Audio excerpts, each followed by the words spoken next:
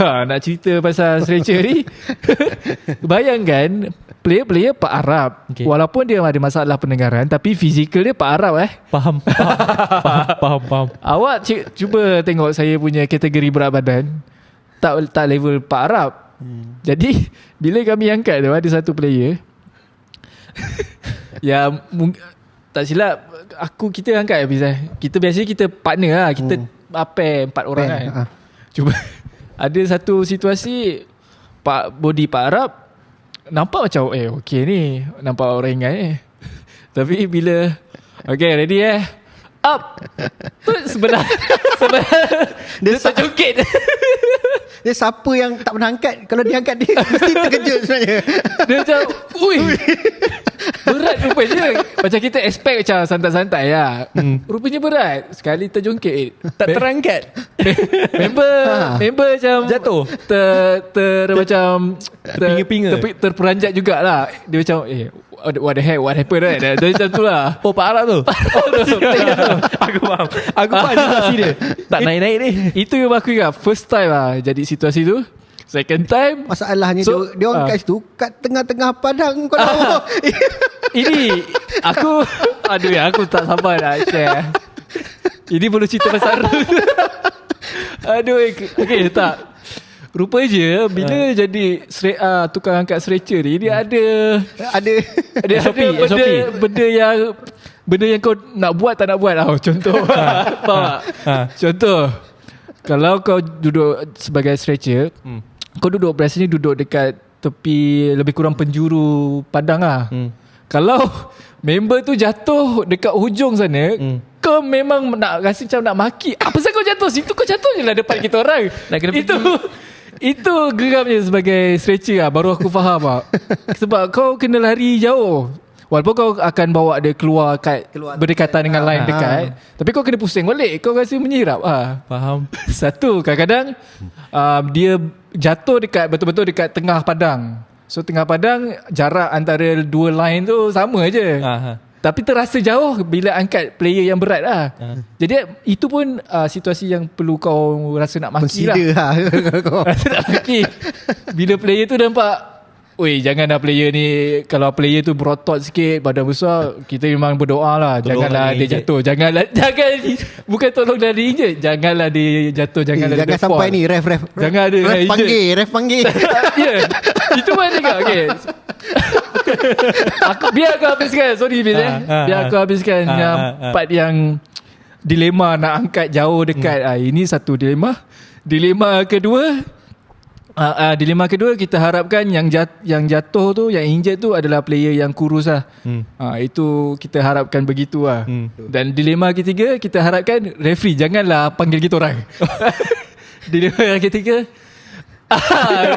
kita harapkan bila dia fall injured ke, biar dia settle kat situ. Medik je masuk. Stretcher tak perlu masuk pun. Kita harapkan referee tak tunjuk isyarat tu lah. Kita sentiasa mengharapkan itu sepanjang 90 minit. Itu pengalaman aku sebagai volunteer.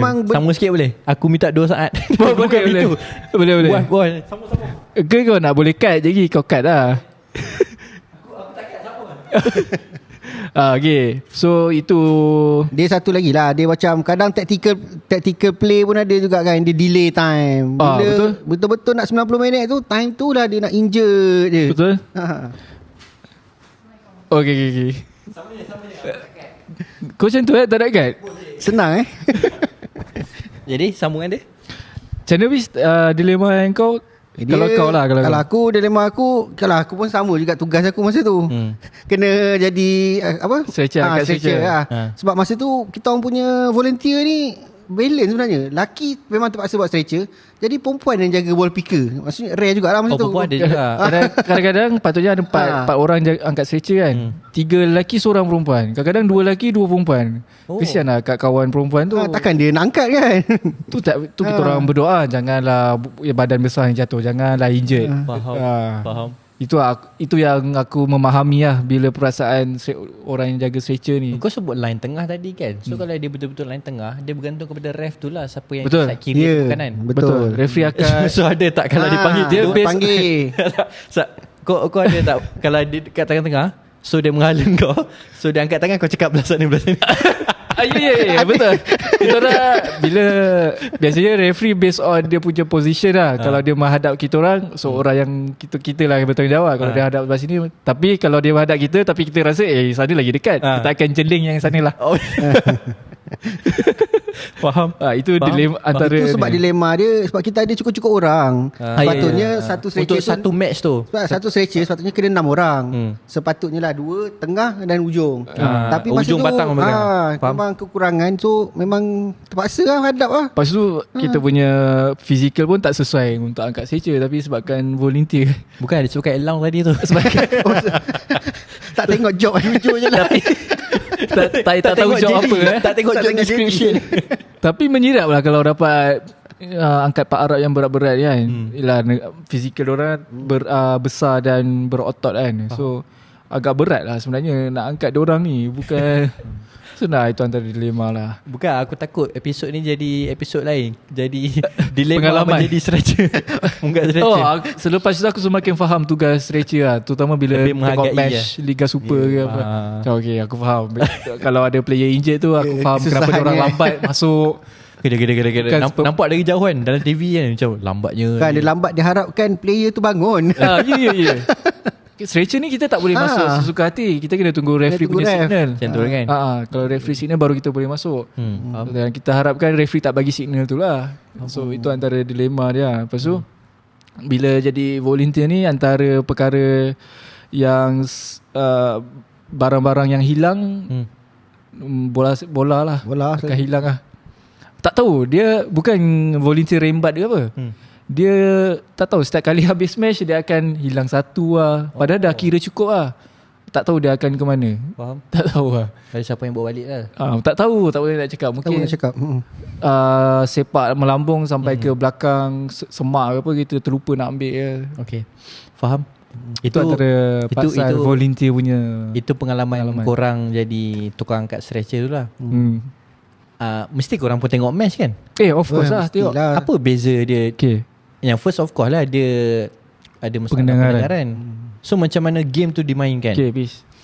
Kalau dia ini ada mata nampak kan? Betul. Masa kita orang mula-mula pun sampai kita orang ingatkan match tu biasa je. Orang dia nampak normal je. Macam orang sihat lah. Orang sihat. Masalah pendengaran kan. Memang kita dia datang pun atlet. Memang kita nampak dia sebagai atlet lah. Sekejap sebelum tu, waktu ambil job tu, waktu confirm elang tu, tahu tak itu job tu event pekak?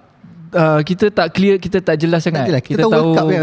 World Cup dan bola sepak lah. Kita tak tahu tahap kategori dia macam mana. Faham. So kita ambil pot lah. Tapi bila join tu